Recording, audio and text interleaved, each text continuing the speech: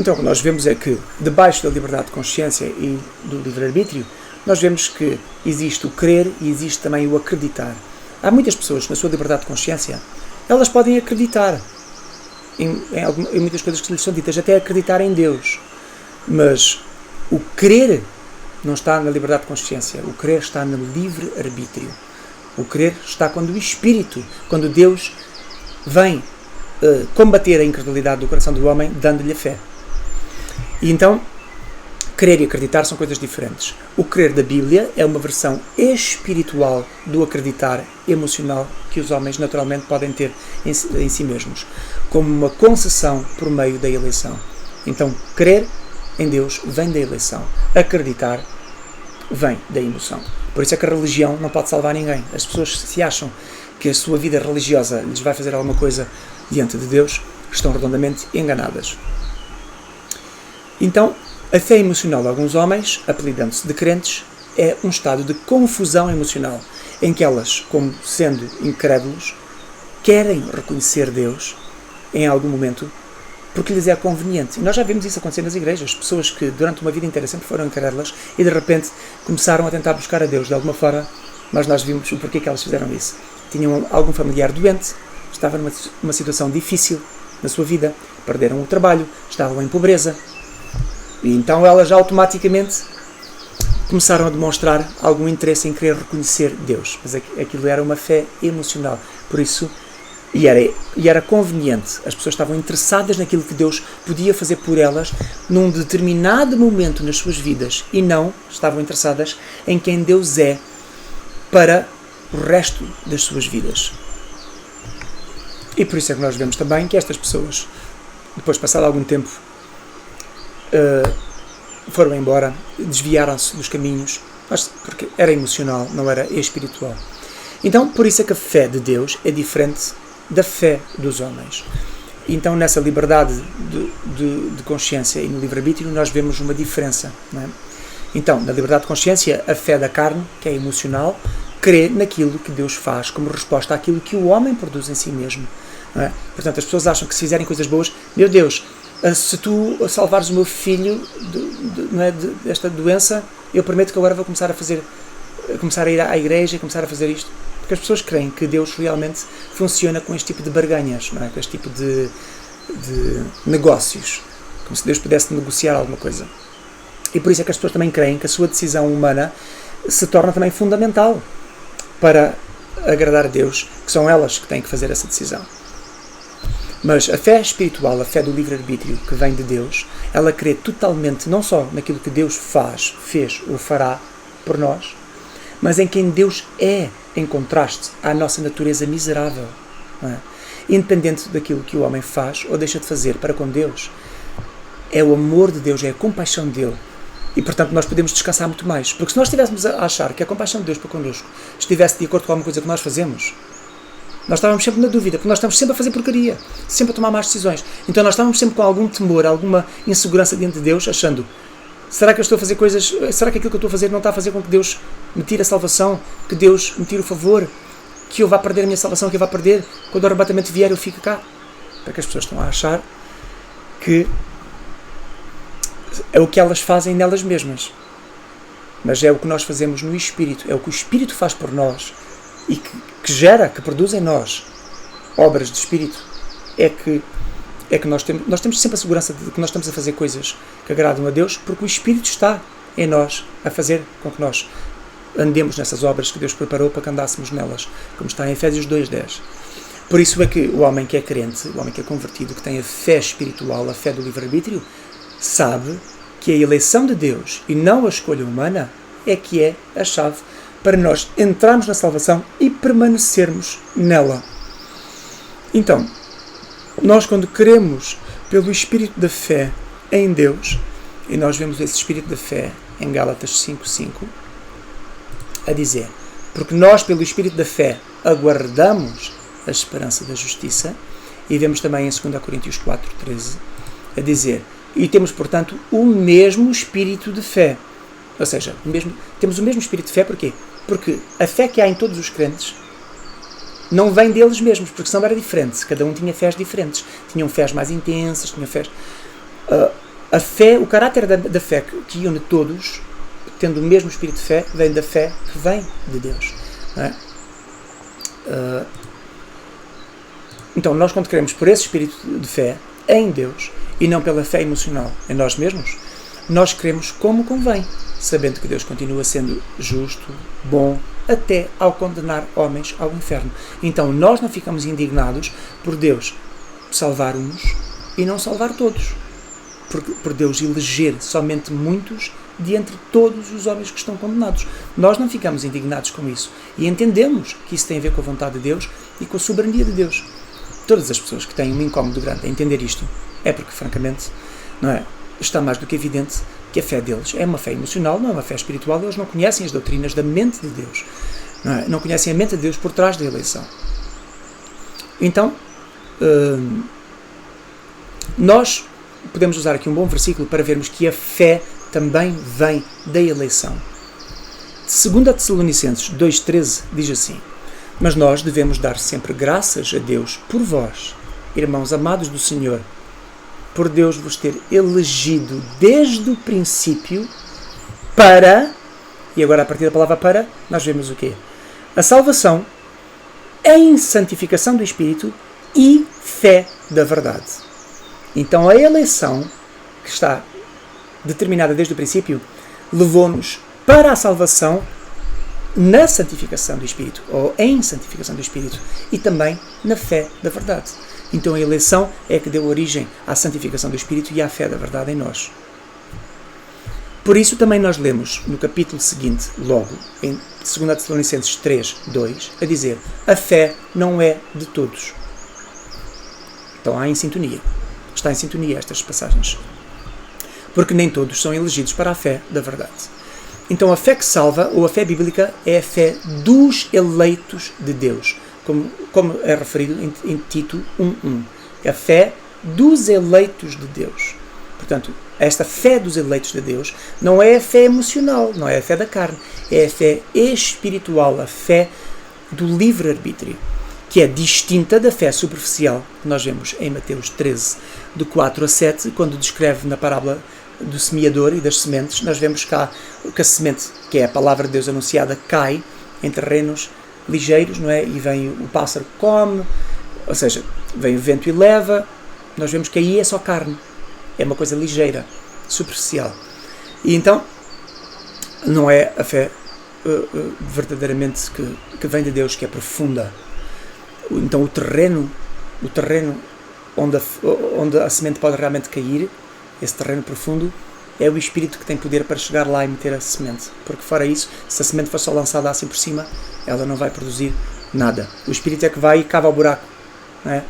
Cava tal buraco e põe a semente lá. Ainda que nós sejamos a pá usada para cavar esse buraco, é o Espírito, é o próprio Deus que vem e cava esse buraco.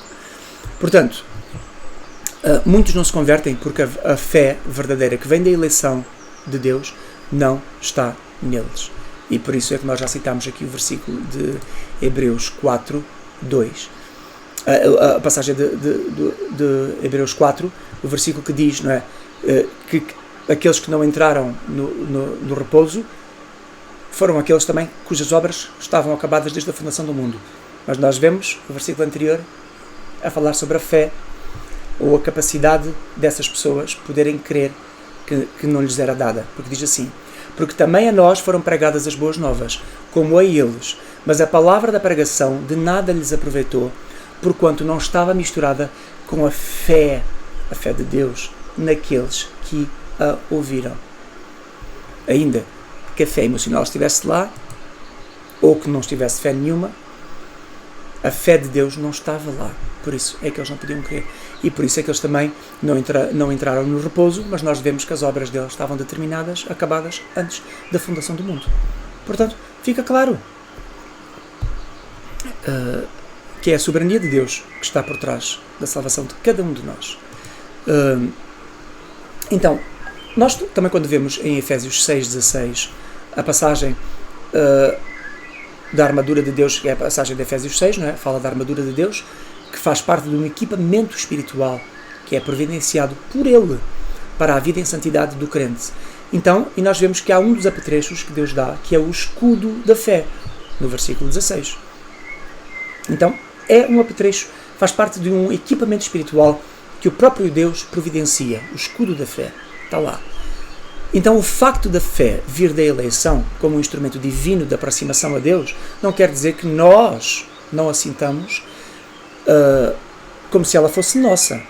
Ainda que Deus a tenha predestinado aos santos eleitos, Ele mesmo ainda assim se agrada de vê-la despertar na ação voluntária como reconhecimento da sua grandeza. Mas, como nós já vimos, Deus agrada-se de ver o homem, não é?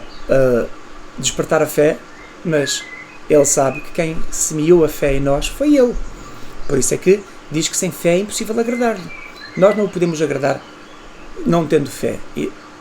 Nós temos fé porque Ele nos dá a fé para agradar. Mas nós temos a fé voluntariamente, ainda que a semente que tenha sido lá colocada tenha crescido em nós, mas foi semeada por Ele. Não fomos nós que semeamos a semente. Foi a palavra ouvida, posta em nós, e o Espírito de Deus fazendo essa semente germinar. Porque toda a gente que semeia sabe que pode mandar sementes para a terra e as sementes não germinarem. Correto? E o apóstolo Paulo disse aqui uma coisa perfeita para aquilo que eu acabei de dizer. 1 Coríntios 3, 6 a 7, diz assim: Eu plantei, Apolo regou, mas como ministros de Deus, já sendo usados por Deus. Mas Deus deu o crescimento. Por isso, nem o que planta é alguma coisa, nem o que rega, mas Deus que dá o crescimento. Não é? Então, o que planta e o que rega são um, mas cada um receberá o seu galardão segundo o seu trabalho. Então, o galardão é um prémio de Deus aos filhos de Deus já convertidos nas obras que eles fazem dentro do livre-arbítrio. Mas nós somos cooperadores de Deus, não é? Somos a pá, somos os instrumentos para cooperar. Mas Deus é que faz a obra, Deus é que dá o crescimento. Então dá para perceber perfeitamente bem como é que o apóstolo Paulo diz: Eu plantei, Apolo regou. Parece que estava a puxar a glória para ele, mas logo no versículo a seguir ele retira totalmente a glória.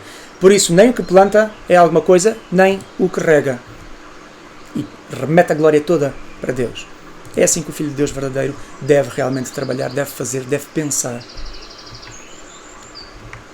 Então nós podíamos dizer que a fé é nossa, porque nos foi dada, mas não é nossa como se nós já tivéssemos originado em nós mesmos, como se nós já tivéssemos dado o crescimento a essa fé.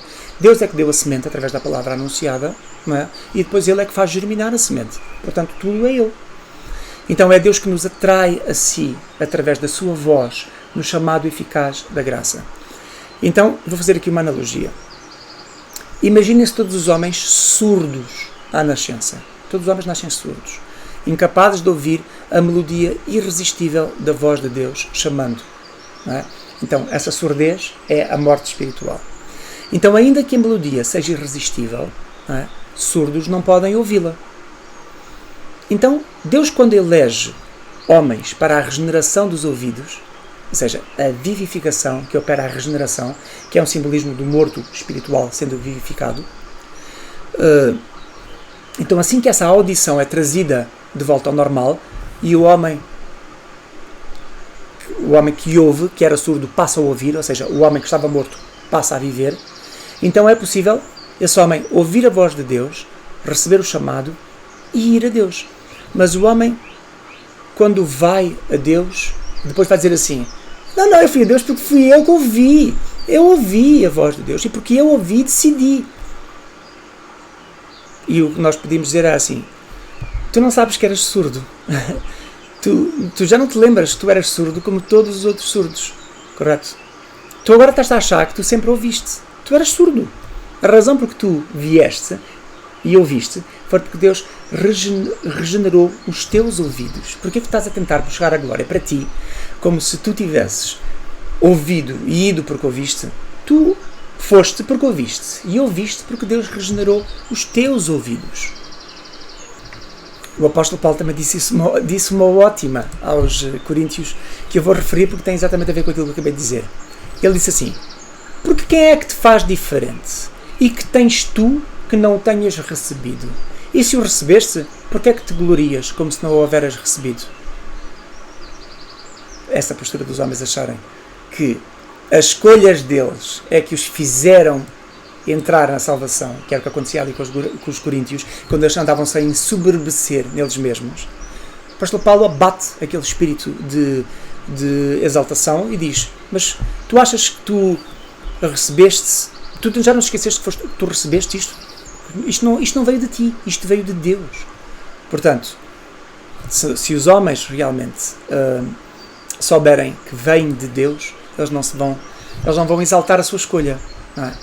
Vão pôr em Deus a glória, não é? O poder por trás da decisão que eles tomaram.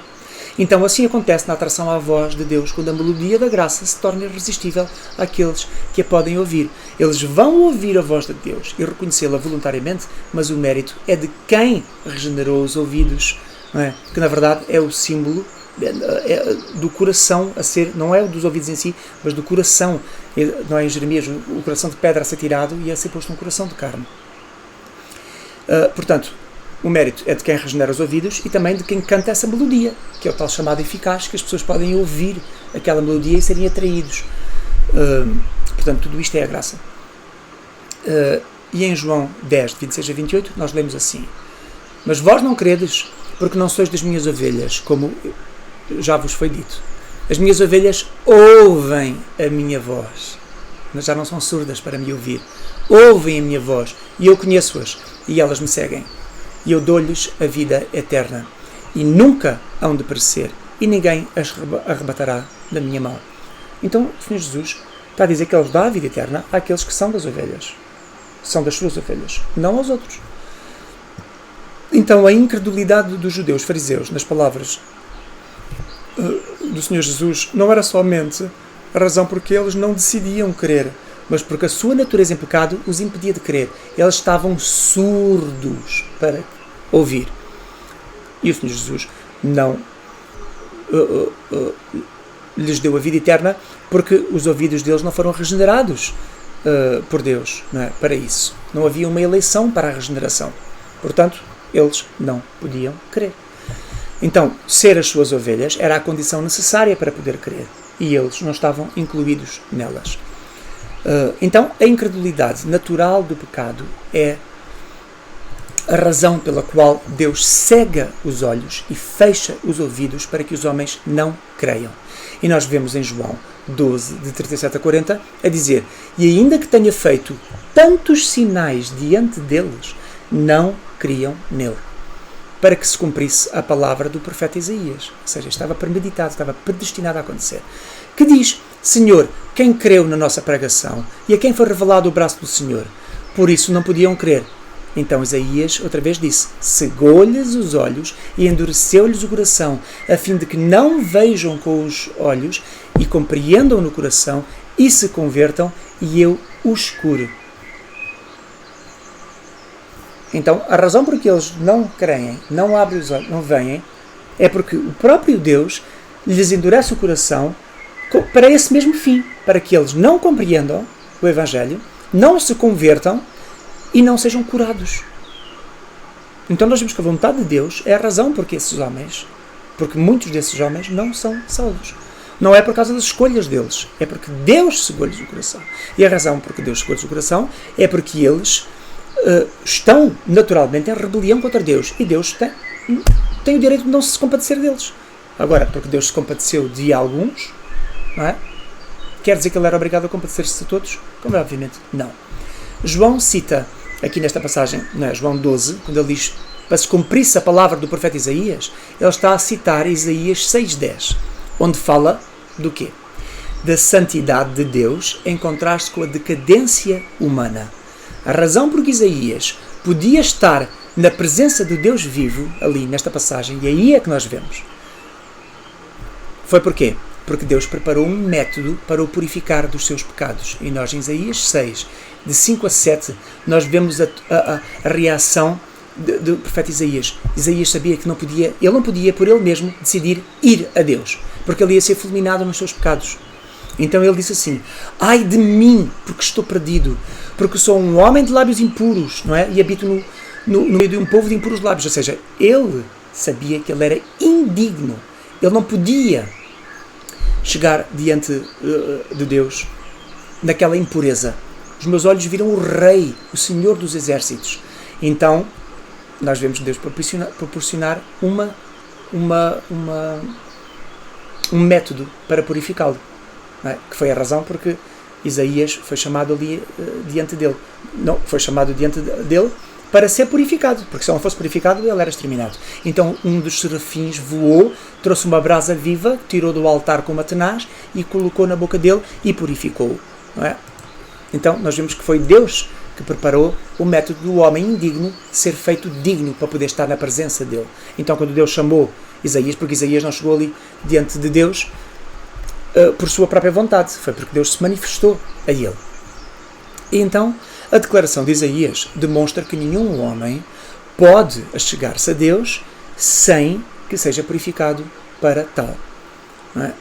Então, depois de Deus determinar o endurecimento e a desolação dos homens em condenação, aí em Isaías 6, de 11 a 12, ele mesmo designa uma 10ª parte, uma eleição particular de pessoas para ficarem firmes, atribuindo à santa semente, à palavra destinada a eles, a causa da sua firmeza. Como está lá em Romanos 9:11, para que o propósito de Deus, segundo a eleição, ficasse firme. Então, nós vemos em Isaías 6:13 a dizer: porém ainda a 10ª parte ficará nela e se tornará a ser pastada, e como o carvalho e como a azinheira, que depois de se desfolharem ainda ficam firmes, assim a santa semente será a firmeza dela. Agora, vamos ver aqui umas coisas interessantes. Então, a fé e a firmeza da fé são totalmente da providência de Deus para aqueles a quem Deus escolhe, em parte, para tal. E aqui, Deus escolhe em parte, é a eleição particular. E por isso é que nós vamos falar de uma 10ª parte. Deus escolheu e designou uma 10ª parte para ficarem firmes, para a santa semente ficar firme neles. Então, vamos falar sobre a 10ª parte, a eleição particular. E isto é maravilhoso. Eu espero que vocês fiquem maravilhados como eu fiquei ao fazer estes estudos e descobrir isto na Palavra de Deus. Então, na Bíblia, o número 10. Não sei se vocês sabem, já falei aqui algumas vezes noutros estudos também, sobre o número 10, e já falei aqui do número 3, não é? Que o número 3 era importante. O número 3 é o número da Trindade, da ação da Trindade, do poder soberano da Trindade de Deus, agindo na realidade. Portanto, o número 10 também tem um peso na Bíblia, também tem um valor, e aparece várias vezes o número 10 também, assim como aparece o número 7, o número 12. E o número 10 representa o número máximo que simboliza o retorno à unidade. Também simboliza o último patamar a alcançar, a completude de uma obra. Então, tendo esta noção, vamos agora ver o número 10. Por isso, nós temos o costume de dizer nota 10, não é? Como um sinal de aprovação. Isto vem de onde? Isto vem dos tempos antigos, não é? Da ideia do número 10 como um número de aprovação. E por isso nós usamos isso na escola, usamos em métodos de aprovação, de certificação de que alguém foi validado, que alguma coisa foi validada. Portanto, alguém ter alcançado o proposto. Em Gênesis 1, nós vemos que a expressão disse Deus, ou Deus disse, aparece nos textos originais 10 vezes. Vayomer Elohim, em hebraico. Então aparece nos versículos 3, 6, 9, 11, 14, 20, 24, 26, 28 e 29. 10 vezes. 5 mais 5. Então, os 10 mandamentos, por exemplo, têm esse mesmo simbolismo. O número de 10. Porquê que aparece 10 vezes Vayomer Elohim? Não é? E depois Deus a dizer que se agradou e viu Deus que era bom. Vayar Elohim Kitov. E viu Deus que era bom. Então está a mostrar que nessas 10 afirmações está a mostrar que Deus aprovou a criação, tudo aquilo que Ele fez. Ele aprovou, Ele validou tudo. Por isso é que viu Deus que era bom. Vayar Elohim Kitov. Sendo que a palavra Tov, bom, é muito, muito mais profunda do que o nosso bom. Nosso bom, nós podemos dizer, este bolo está bom, quando estamos a comer o bolo. Mas bom, em hebraico, aqui, Tov, é bom no significado de ser feito para durar, ser feito para ser eterno. Então Deus validou a sua própria obra. Não é lindo nós vermos isto? Então, quando nós vemos os 10 mandamentos em Deuteronômio 10.4, nós também vemos que Deus deu 10 princípios morais, 10 linhas de pensamento ao homem, não é? 5 mandamentos de responsabilidade para com Deus e 5 mandamentos de responsabilidade para com o homem. E esses 10 mandamentos foram as 10 regras que Deus deu aos homens, de forma a que os homens soubessem o que é necessário fazer para estarem aprovados diante de Deus de uma forma prática. Ou seja, 10 mandamentos de aprovação. Porque, lembram-se, nós já falamos aqui que o Velho Testamento era a dispensação da lei, era a dispensação em que o homem tinha que se provar diante de Deus. E Deus dá essas 10 regras como uma direção moral, uma linha de pensamento moral para os homens. Portanto, foram 10 também. Então foram também dados 10 sinais de Deus aos egípcios, e nós vemos também as 10 rebeliões do seu povo ingrato em Números 14:22. E nós lemos a dizer assim: e que todos os homens que viram a minha glória e os meus sinais que fiz no Egito e no deserto, e me tentaram estas 10 vezes, e não obedeceram à minha voz. Então, nós agora vemos também aqui as 10 virgens no cenário do retorno à unidade em Cristo, não é? 5 prudentes e 5 incrédulas, e 5 loucas, 5 nécias, não é? Tolas, por assim dizer, ou seja, negligentes. Portanto, 10 virgens também, numa totalidade, ou seja, um exemplo de retorno à unidade, em que Deus dá-nos um testemunho de como é que nós devemos nos comportar e como é que nós não nos devemos comportar, não é? Nós também vemos a cura de 10 leprosos, especificamente, entre os quais só um agradeceu a Deus, em Lucas 17, de 12 a 18. Nós vemos 10 servos e 10 minas, em Lucas 19, 13. Enfim, nós vemos que a Bíblia usa várias vezes 10, o número 10, com este sentido. Então, quando nós vemos aqui 10ª parte, não é? Esta 10ª parte tem um simbolismo importante. Muitos exemplos podiam ser dados, não é, para provar que esta 10ª parte de Isaías se refere simbolicamente a um grupo máximo, restrito de pessoas, a quem a obra da salvação, para que a santa semente fique firme, não é? Em que esta santa semente dê firmeza. E isto é exatamente o que está lá em Romanos 9:11. Para que a eleição, o propósito de Deus segundo a eleição, ficasse firme. É a mesma coisa. Então aqueles homens ficavam firmes na eleição de Deus, assim como esta 10ª parte estava firme também. Então isto está a provar que Deus não vai salvar todos, vai salvar uma parte máxima que Ele decide para cumprir essa totalidade daqueles que Ele quer mostrar a sua misericórdia. Não vai haver um extra a essa decisão soberana de Deus, não é? Então, Ele quer mostrar em muitos o seu amor e compaixão nos vasos da misericórdia, e nos restantes Ele quer demonstrar a sua justiça e juízo, que são os vasos da ira, como está em Romanos 9, de 22 a 23.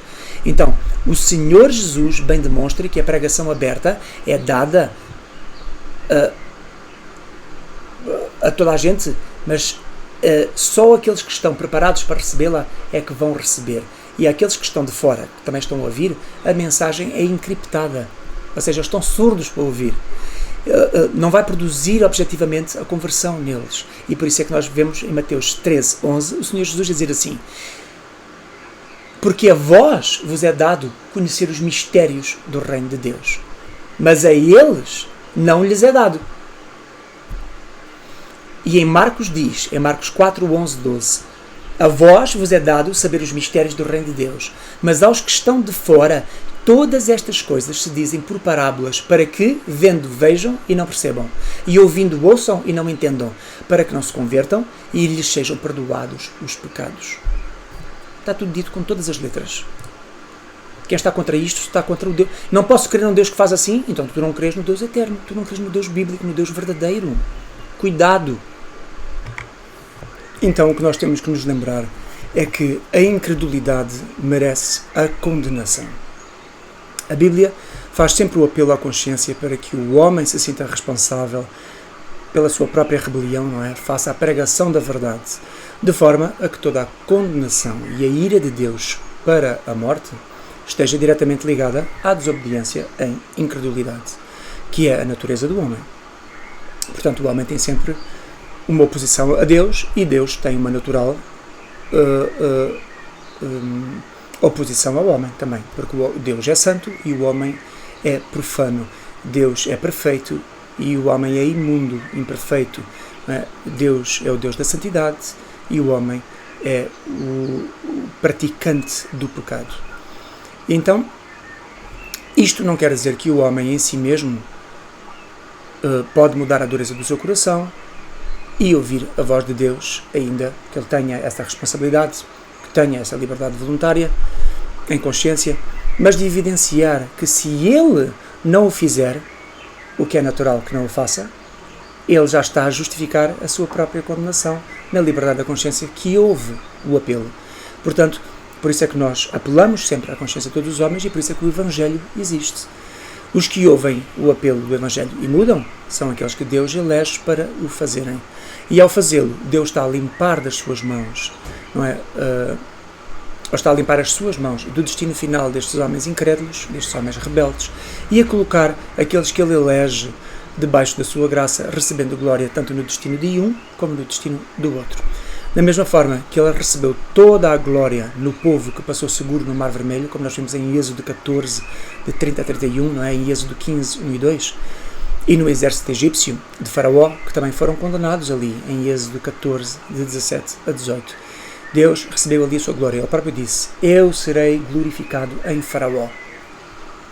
Portanto, na condenação daqueles homens, Deus foi igualmente glorificado. E, no entanto, há aí pessoas a dizerem que quando os homens são condenados é para a glória de Satanás, como nós já vimos da boca de um pastor batista, e que para nós foi um grande escândalo e uma grande tristeza de sabermos que um homem, depois de 40 anos de ministério, entra na apostasia e no ecumenismo e diz uma barbaridade tamanha dessas, que é uma grande blasfémia. Mas pronto, enfim, nós sabemos que estas coisas fogem ao nosso alcance, não é? O homem está a percorrer livremente o seu caminho e nós sabemos que Deus tem um caminho para cada um de nós, é Ele que conduz os passos de cada um de nós e nós, quando cometemos as nossas falhas nesses caminhos, nós vamos dar contas a Deus por isso.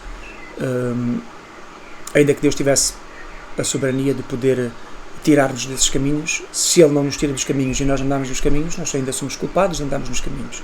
Não é porque Deus tem o poder para nos fazer tirar de um mau caminho que nós, quando andamos no mau caminho, a culpa é dele. Não, a culpa é nossa, porque nós estamos livremente a andar no mau caminho. Quem é que nos mandou andar no mau caminho? Então, é assim que nós devemos ver as circunstâncias da liberdade humana e da soberania de Deus. Então, as pessoas não são incrédulas porque são vítimas dos decretos eternos, mas porque são naturalmente rebeldes, desobedientes e inimigas de Deus. Os incrédulos não são pessoas inocentes, não são bons, não são justos e não são merecedores. Nós temos que entender isso. Portanto, a incredulidade merece a condenação. Talvez a origem do problema com a eleição é que as pessoas não entenderem que a fidelidade de Deus não é para com os homens propriamente, e muito menos para com todos os homens, não é? Mas para consigo mesmo, na aliança particular que ele, por iniciativa, decidiu fazer. E em Romanos 3, de 3 a 6, nós lemos o apóstolo Paulo a dizer: então, se alguns foram incrédulos, a sua incredulidade vai aniquilar a fidelidade de Deus? De maneira nenhuma. Sempre seja Deus verdadeiro e todo o homem mentiroso. Como está escrito, para que sejas justificado em tuas palavras e venças quando fores julgado. Se a nossa injustiça for causa da justiça de Deus, que diremos? Portanto, se Deus permite que nós sejamos injustos para Ele depois exercer a sua justiça, o que é que nós podemos fazer em relação a isso? Porventura será Deus injusto trazendo ira sobre nós? E depois aqui o apóstolo Paulo diz assim: falo como homem. Ou seja, na natureza da carne nós até podemos pensar isso, mas no espírito nunca. Porque logo a seguir ele diz: de maneira nenhuma. De outro modo, como julgará Deus o mundo? Porque senão, de outro modo, então ninguém era culpado pelos pecados, porque Deus é soberano, então a culpa no fundo é toda de Deus. Então como é que Deus podia julgar o mal? Então, Paulo aqui cita o rei Davi, não é, no Salmos 51, 4, quando o apóstolo Paulo, não é, diz aqui, não é, para que, como está escrito, não é, Salmos 51, 4, que fala da natureza humana nascida do pecado. O rei Davi a reconhecer que foi concebido em pecado, que nasceu do pecado, para provar que a fidelidade de Deus não tem nada a ver com aquilo que nós fazemos. Nós já nascemos em pecado. Todos nós somos igualmente pecadores na mesma condição. Desta forma, Deus pode julgar o mundo, condenando uns, poupando outros, sendo sempre verdadeiro e justo, e o homem que porventura considerem alguma destas coisas Deus injusto, seja ele mentiroso. Que é o que o apóstolo Paulo diz em Romanos 3, de 3 a 6. Então, nós sabemos que a fé vem pelo ouvir, e o ouvir da palavra de Deus, como está em Romanos 10, 17. Então, esta declaração prova que a fé é produzida pela palavra de Deus naquele que a ouve. Mas nós sabemos que muitas pessoas ouvem a mesma quantidade de discursos evangelísticos e umas não desenvolvem a fé como as outras. Porquê? Se a fé vem pelo ouvir e as duas pessoas ouviram, então as duas pessoas deviam desenvolver a fé. Mas isso não acontece. Então, quando ouvimos essa palavra de Deus pregada, o querer buscar a Deus, não é, vem de nós mesmos ou da ação da palavra por meio do Espírito que convence do pecado. Eu já falei disto aqui várias vezes e continuo a falar para que fique realmente bem gravado. E por isso é que eu uso sempre vários versículos diferentes que mostram as mesmas coisas. Então, o que é que nós vamos ver agora aqui? Filipenses 2,13. O que é que o apóstolo Paulo diz sobre aquilo que nós queremos e fazemos na perspectiva espiritual? Porque Deus é o que opera em vós tanto o querer como o efetuar, segundo a sua boa vontade. Segundo a sua boa vontade. Deus é quem opera em nós o querer e o efetuar. Então, é segundo a vontade de Deus e não a nossa, que as nossas decisões, que é o querer, e as nossas ações, que é o efetuar, fluem de acordo com a palavra de Deus revelada. Correto? Então, a nossa aquisição da salvação foi predestinada a nós, como está lá em 1 Tessalonicenses 5,9, porque Deus não vos destinou para a ira, mas para a aquisição da salvação, por nosso Senhor Jesus Cristo.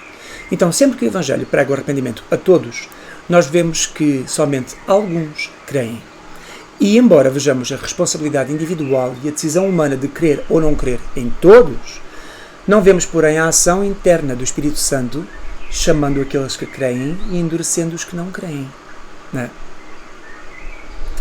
Isto aconteceu com a pregação de Paulo em Atenas, que produziu riso e escárnio de alguns homens, mas conversão de outros, em Atos 17, 22 e 34.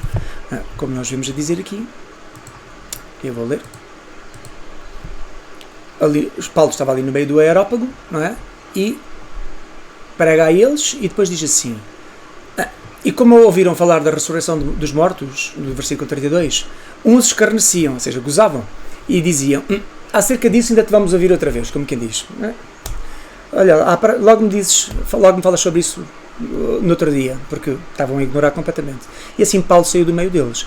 Todavia, chegando alguns homens a ele, creram, entre os quais Dionísio, Areopagita, uma mulher por nome Damaris, e com eles outros. Então, quem são estes que creram? Aqui nesta passagem, creram todos quantos estavam ordenados à vida eterna, como está a dizer em Atos 13:48, uns capítulos antes. Creram todos quantos estavam ordenados, estipulados para crer, decididos por Deus. Não creram todos aqueles que se decidiram por eles mesmos. Então, o Velho Testamento, como nós já falámos aqui, é a dispensação da lei para forçar os homens à obediência. O Novo Testamento é a dispensação da graça para centrar toda a salvação em Jesus e nos seus méritos. Esta passagem do Velho Testamento para o Novo Testamento e de haver uma nova aliança em Jesus, como está descrito em Hebreus 12, 24, não é? Que o Senhor Jesus é o mediador de uma nova aliança. É para que fosse evidente no decurso da história que as decisões dos homens não prestam e as suas obras são, como a Bíblia descreve, trapos de imundícia, não é? Em Isaías 64:6. e também que só a obra do Senhor Jesus nos pode aperfeiçoar para nós fazermos a vontade de Deus, como está em Hebreus 13, 21, não é? Que diz, então, que o Senhor Jesus, o grande pastor das ovelhas, é que nos aperfeiçoa em toda a boa obra para nós fazermos a sua vontade, operando em nós o que perante Ele é agradável, por Jesus Cristo. Não é? Então, vamos falar aqui sobre a eleição de Deus predestinada. Então nós sabemos que a eleição é bíblica e por isso é que nós estamos aqui ao longo de vários vídeos a repetir até muitas vezes as mesmas coisas e a mostrar as mesmas coisas de ângulos diferentes, mediante passagens diferentes, para nós vermos que toda a Bíblia expressa de uma forma clara, objetiva e evidente que a eleição é bíblica, que a eleição revela a mente de Deus e a soberania na obra da salvação feita pelo Senhor Jesus na cruz. Portanto, o que é que nós diríamos então de Paulo, dos apóstolos e dos profetas quando eles referem a eleição? Todos eles estavam equivocados? Então, a Bíblia é um livro de engano? É um livro de contradições? Há muitas outras referências sobre a eleição presentes na Bíblia que nós podíamos falar aqui, e eu vou citar alguns versículos assim por alto. Romanos 11, 5, Romanos 11, 28, Colossenses 3, 12, 1 Pedro 1, 2, não é? 2 Pedro 1, 10, Isaías 65, 9, Marcos 13, 20, Apocalipse 7, 14, enfim, todos estes versículos focam na eleição e muitos outros, não é? Todos os outros que já foram citados aqui ao longo deste vídeo e que ainda vão ser citados por nós, não é? Mostram essa eleição de uma forma inegável. Paulo, quando na sua carta aos Efésios ele introduz a eleição e a predestinação, não é? Dizendo que nós também nos fomos elegidos, ele diz assim, como também nos elegeu. É como ele começa o versículo 4. E essa expressão é kathos exelexato, sendo que a palavra elegeu é a palavra exelexato. Então, kathos antes quer dizer como, em que circunstância é que nós fomos elegidos. E a circunstância expressa, esta expressão específica, fala de escolher um do meio de muitos, de selecionar particularmente alguém, alguma coisa, para ser da sua propriedade, de tal forma que carrega fortemente a ideia de não haver uma condição para isso. Portanto, a ideia de Deus Pai escolhendo aqueles que Ele separa do mundo para serem seus amados, aos quais Ele transformou, de tal forma que o critério da escolha de Deus Pai arraiga-se unicamente em Cristo e nos seus méritos, e não em alguma coisa que diga respeito àqueles que são escolhidos. Então, kathos exelexato, está a dizer, como também nos elegeu sem condições, não é? No Senhor Jesus, sem que houvesse alguma coisa para realmente sermos escolhidos. Então, nós sabemos que os homens são escolhidos para serem transformados em novas criaturas. Portanto, quem eles eram antes, ou o que é que eles faziam anteriormente à salvação, era irrelevante. E por isso em 2 Coríntios 5, 17 a 18 diz, assim que se alguém está em Cristo, nova criatura é. As velhas coisas já passaram, eis que tudo se fez novo. Está a falar dessa novidade que nós somos transformados pelo poder de Deus. E logo a seguir diz assim, e tudo isto provém de Deus, que nos reconciliou consigo mesmo por Jesus Cristo e nos deu o ministério da reconciliação. Então tudo isto provém de Deus. Então Jesus faz algumas declarações que expressam também esta natureza da eleição como uma obra que lhe foi entregue pelo Pai.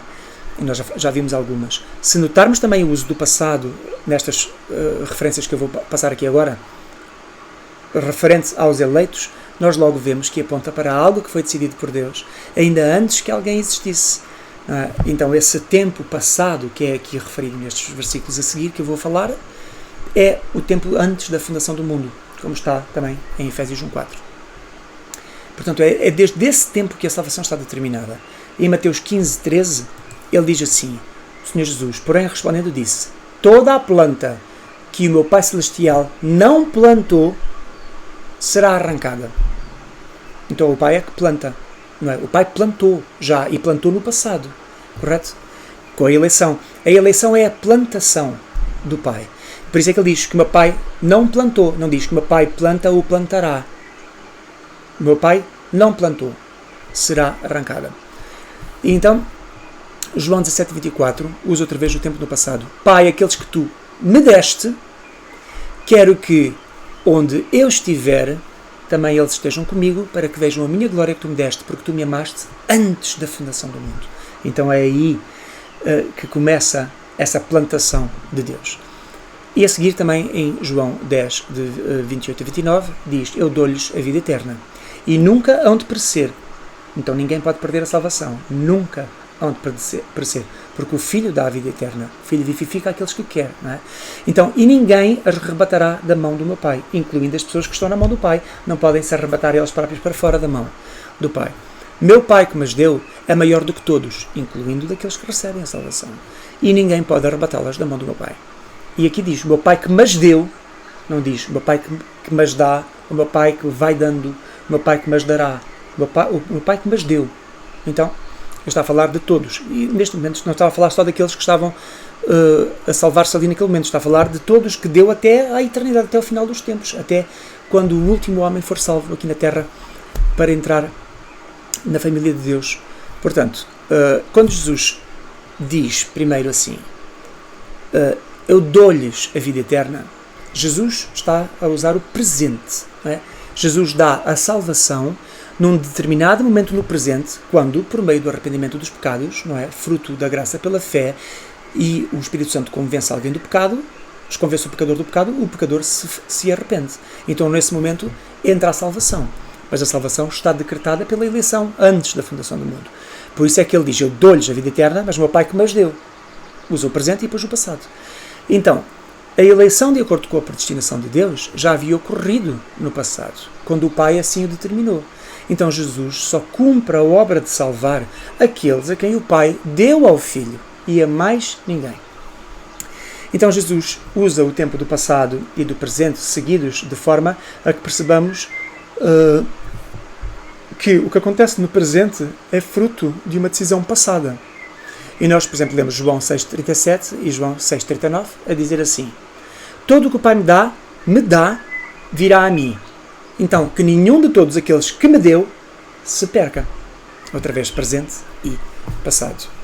Então, a obra da eleição é presente no ato temporal, quando o homem toma a escolha voluntária, motivada pelo Espírito, porém, essa motivação que o leva à escolha tem origem no passado, quando Deus predestinou a escolha que o homem faria através da eleição, sem a consciência do homem que assim fosse, quando ele está a tomar a sua escolha no tempo. Então, por isso o Senhor Jesus também deu outra declaração em João 17,12 a dizer assim: eu tenho guardado aqueles que tu me deste e nenhum deles se perdeu, senão o filho da perdição, para que a Escritura se cumprisse. Então, todos os homens que são perdidos, que entram na perdição, estão porque Deus assim o determinou, como a Escritura também assim já o determinou. Portanto, senão o filho da perdição. Todos os outros que estavam guardados, tinham sido dados do Pai ao Filho e guardados pelo Filho, nenhum deles se perdeu.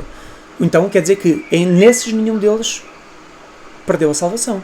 E nenhum deles também conquistou a salvação por si próprio. Foi o Pai que deu ao Filho e o Filho foi e guardou. Então, aqui percebe-se que todos os que não se perderam são literalmente os tais vasos da misericórdia de Romanos 9, não é? E Judas, que se perdeu, que é o filho da perdição aqui, Judas é o vaso da ira, é um dos vasos da ira, não é? E por isso é que ele se perdeu. Então Jesus cumpriu toda a sua parte e ainda hoje cumpre nas vidas de todos os que são alcançados pela graça, fazendo parte desse grupo que o Pai lhe deu.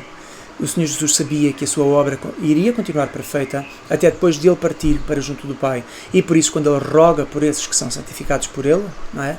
Ele logo diz: eu não rogo somente por estes, mas também por aqueles que pela tua palavra hão de crer em mim. Não é? E que também fazem parte dos eleitos. Então, resumindo, é antes da fundação do mundo que Deus toma essas decisões concernentes à minha e à sua salvação e há de todos os que foram salvos, que estão sendo salvos e que ainda serão salvos. Então a expressão antes da fundação do mundo aponta para a eternidade em Deus. Além disso, o próprio fundamento da eleição, que é Cristo, como nós vimos em Isaías 42:1, é eterno. Isso significa que a eleição tem um fundamento eterno e, portanto, também uma validade eterna. Por isso é que nós não podemos perder a salvação. Se nós entrássemos na salvação por escolhas que eram só nossas, nós também podíamos sair da salvação por escolhas nossas. Mas nós estamos agarrados na mão do Pai, guardados, e ninguém pode arrebatá-los da mão do Pai. Portanto, isso significa que a eleição tem essa validade eterna. Aquele que nos escolheu espontânea e graciosamente não nos vai lançar novamente nas trevas. Aquele que começou a boa obra em nós há de completá-la até ao dia de Cristo Jesus. E nós vemos 3 passagens que assim o comprovam. Filipenses 1:6 diz o seguinte: tendo por certo isto mesmo, que aquele que em vós começou a boa obra a aperfeiçoará até ao dia de Jesus Cristo. E aquele que começou em nós a obra é o Espírito Santo, convencendo do pecado, da justiça e do juízo. Não é? Em João 10:28, nós lemos o Senhor Jesus a dizer: dou a vida eterna e ninguém vai tirar da mão do meu Pai. Não é? E assim como nós vemos em 2 Timóteo 1:12, a dizer: por cuja causa padeço também isto, mas não me envergonho, porque eu sei em quem tenho crido, e eu estou bem certo de que é poderoso para guardar o meu depósito, a minha salvação, a minha segurança na salvação, até aquele dia, o dia da redenção. Portanto, eu sei em quem tenho crido e estou certo que Ele é poderoso. Portanto, se alguém crê que pode perder a salvação, é porque não crê que Deus é poderoso para guardá-lo na salvação. Portanto, ninguém pode separar os eleitos do Pai desse amor que há em Cristo Jesus, como nós vemos em Romanos 8:35-39 e em João 10:29. Ninguém, nem os principados, nem os potestades, nem a altura, nem a profundidade, nada nem ninguém nos pode separar do amor que há em Cristo Jesus. Portanto, as pessoas que acreditam que o homem entra na salvação pela sua própria escolha, também têm de forçosamente acreditar que por uma decisão podem sair dela. Então, a afirmação bíblica de que ninguém nos pode separar do amor de Deus seria uma afirmação falsa, pois a escolha humana poderia. Então, ninguém nos pode separar do amor de Deus é falso. Porque se a própria pessoa pode fazer escolhas para o afastar do amor que há em Cristo Jesus, então das duas umas, ou o amor que há em Cristo Jesus não é suficientemente forte, não é? Porque a escolha humana é mais forte do que esse amor, ou então as pessoas que dizem que, não é, que as suas decisões têm mérito para alguma coisa, estão erradas. Então, nós temos que ver porque é que Deus então só salva uns e não salva todos. Há muitos versículos que são usados na Bíblia de uma forma errada, no contexto errado, e muitas pessoas usam esses versículos de uma forma aleatória para tentar provar que Deus quer que todos os homens salvem, que Deus quer salvar todos e que todos podem salvar mediante a sua escolha. Mas isso está completamente errado. E eu vou provar lendo as passagens e dando-vos a explicação correta.